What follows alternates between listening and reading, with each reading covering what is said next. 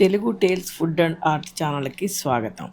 ఈరోజు చుక్క నూనె లేకుండా నిమ్మకాయలతో అల్లం ముక్కలు కలిపి ఆరోగ్యకరమైన నిమ్మకాయ పచ్చడి ఎలా చేసుకోవాలో చూద్దాం.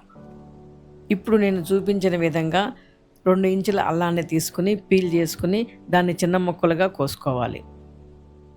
ఈ అల్లం ముక్కలు ఉప్పు కలిపిన నిమ్మరసంలో ఊరటం వల్ల చాలా రుచిగా ఉంటాయి, ఆరోగ్యానికి మంచిది. అందుకని నేను ఇలా వేస్తున్నానండి. ఇప్పుడు నేను 11 నిమ్మకాయలను తీసుకుని బాగా కడిగి తుడిచి ఆరబెట్టుకున్నానండి. ఆరబెట్టుకున్న తర్వాత వాటిని 4 ముక్కలుగా కోసి పక్కన పెట్టుకుంటున్నాను.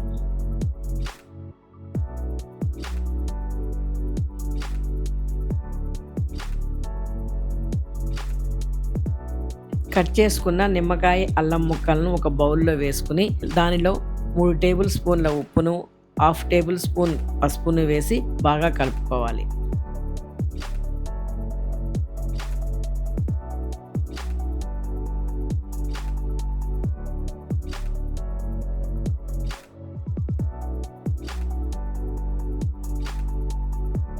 ఈ విధంగా బాగా కలుపుకున్న తర్వాత మూత పెట్టి 3 రోజులు ఊరనివ్వాలి.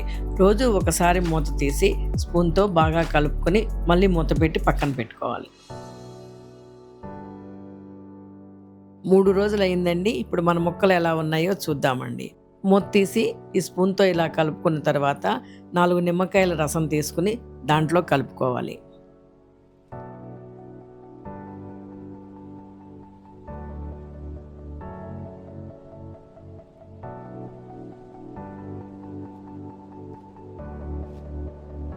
ఇప్పుడు బాండీ పొయ్యి మీద పెట్టుకుని 1 స్పూన్ మెంతులు తీసుకుని బాగా వేయించుకుని పక్కన పెట్టుకోవాలి.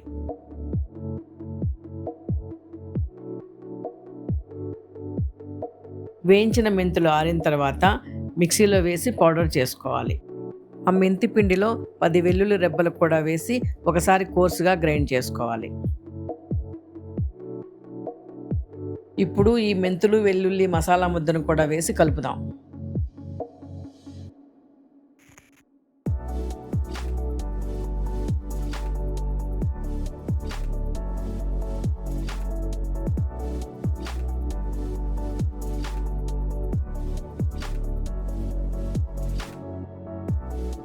ఈ మసాలాను బాగా కలిపి దానిలోకి ఇప్పుడు 4 టేబుల్ స్పూన్ల 3 మ్యాంగోస్ కారాన్ని కూడా వేసి బాగా కలపాలి.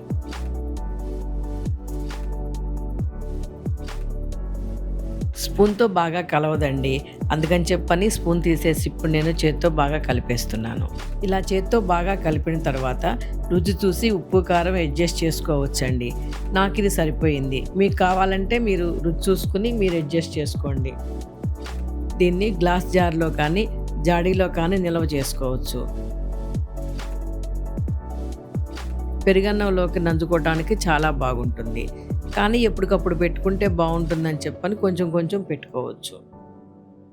ఈ వీడియో మీకు నచ్చినట్లయితే లైక్ చేయండి, మీ ఫ్రెండ్స్ అండ్ ఫ్యామిలీతో షేర్ చేయండి. ఇలాంటి మరిన్ని వంటల కోసం మా ఛానల్ను సబ్స్క్రైబ్ చేయండి.